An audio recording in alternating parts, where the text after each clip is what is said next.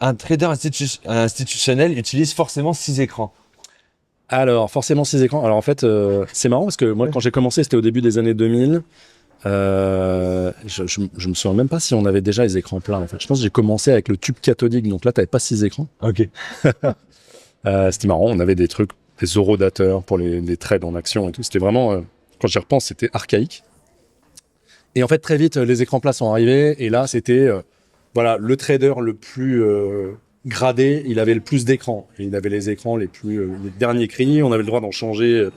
Voilà, quelqu'un pour flatter. En fait, ça flattait. Tiens, un bout de la rémunération, c'était le bonus, mais avoir la classe, tu vois, c'était 6 écrans. 6 écrans, c'était vraiment le top. Et le temps passant, je dirais, moi, avec les fonctions managériales que j'ai occupées après, on se mettait un peu au bout du desk. Donc, en fait, les gens sont alignés. Toi, t'es le chef, tu te mets au bout.